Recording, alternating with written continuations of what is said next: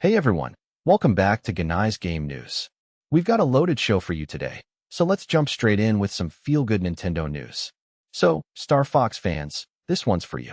According to Eurogamer, Takaya Imamura, the original character designer behind the Star Fox series, has come out and said that the character designs in the newly announced Star Fox game for Switch 2 are, and I'm quoting here, exactly what he had in mind back when he was working on the Nintendo 64 version in the 90s.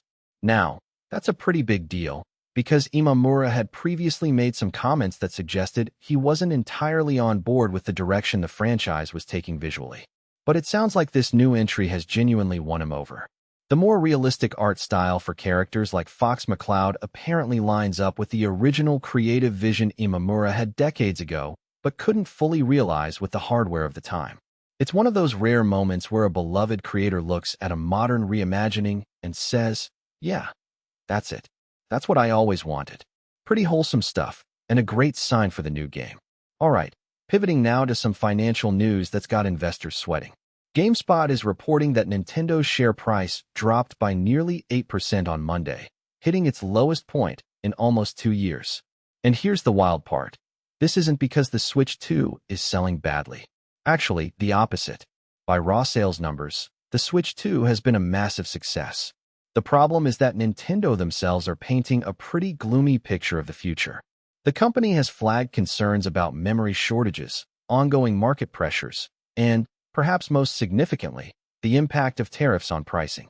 Nintendo is essentially telling investors, "Hey, we had a great launch, but don't expect us to keep this pace up in year 2.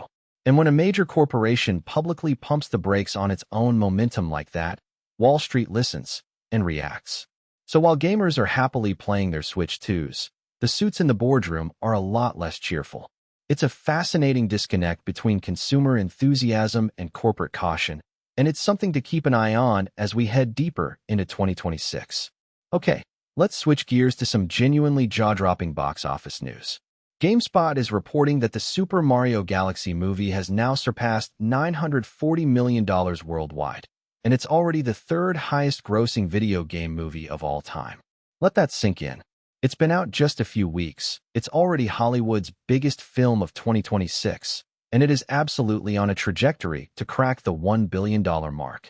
This is a massive milestone for video game adaptations, and it shows just how much appetite audiences have for well-made game-based films. When you think about the journey from the infamous 1993 Super Mario Bros. Movie, which was, let's be honest, a bit of a disaster, to now having a cinematic universe that keeps printing money, it's a remarkable turnaround.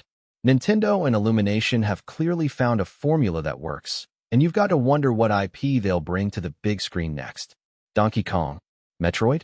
The possibilities are exciting. But for now, the Galaxy movie is absolutely dominating, and $1 billion looks very much within reach. Now here's a story that perfectly captures what gaming looks like in 2026.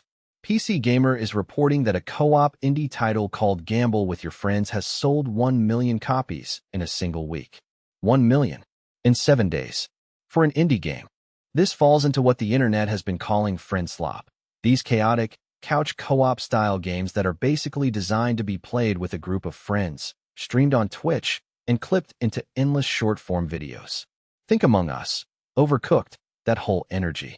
And clearly, that formula is still absolutely printing. The social media virality of these kinds of games is a genuine force multiplier for sales, and Gamble with Your Friends seems to have hit every single note right. It's fun, it's chaotic, it's incredibly watchable, and when your game becomes content, your players become your marketing team. 1 million copies in a week for an indie title is the kind of number that makes every small developer out there sit up and take notes. Really impressive stuff. This next story is one that really got me. PC Gamer has reported that the studio behind Darkest Dungeon, Red Hook Studios, has made the deeply human decision to never use AI to recreate the voice of their beloved narrator, Wayne June, who passed away. And here's what makes this even more poignant. Wayne June himself had apparently given the studio his permission to use AI to replicate his voice for future projects. He gave them the green light, and they still said no. Red Hook's response was essentially this. Even with full permission, they would never, ever use an AI recreation because it would erode what they describe as his incredible and timeless performances. They want his legacy to remain exactly as he left it, authentic, irreplaceable, and entirely his own. In an industry that's having very loud, very messy conversations about AI and voice acting right now, this is a statement. It's a studio choosing artistic integrity and human legacy over convenience. Wayne June's narration is a massive part of what makes Darkest Dungeon feel like Darkest Dungeon. And apparently, Red Hook agrees it should stay that way forever. Respect. Staying on the AI front, here's an interesting tension brewing in the Roblox ecosystem. PC Gamer is reporting that Roblox as a platform wants to use AI to push its games toward a more photorealistic visual style. The idea being that AI tools could help developers create much more visually sophisticated environments than the platform's traditional blocky, colorful aesthetic. But here's the thing. The developers actually building games on Roblox aren't exactly jumping for joy about this. Several creators have pushed back, with one developer pointing out that kids play games like theirs because of the way they look, not despite it. There's a real argument here that the charm, accessibility, and identity of Roblox games is baked into that distinctive visual style. Photorealism isn't necessarily better, it's just different. And for a platform built on user-generated content with a primarily young audience, different might mean alienating. It's a classic tension between corporate vision and community identity, and it'll be fascinating to see how Roblox navigates this one. Pushing too hard in a direction your creators don't want could have real consequences for the platform. And finally, a story for the more technically minded gaming fans out there. But trust me, this one has big implications.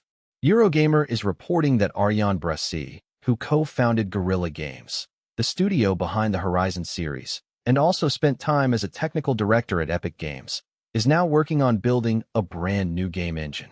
And the goal? To create a European alternative to US-dominated engines like Unreal Engine and Unity. Now, Unreal and Unity between them basically power a huge chunk of the global games industry.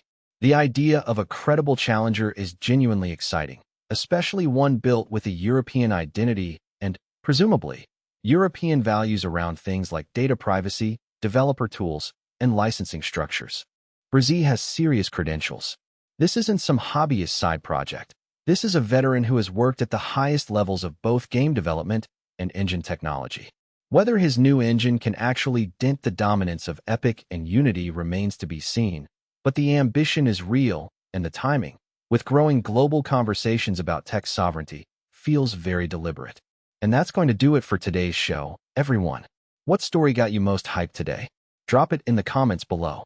If you enjoyed the video, smash that like button, subscribe if you haven't already, and we'll see you in the next one. Peace.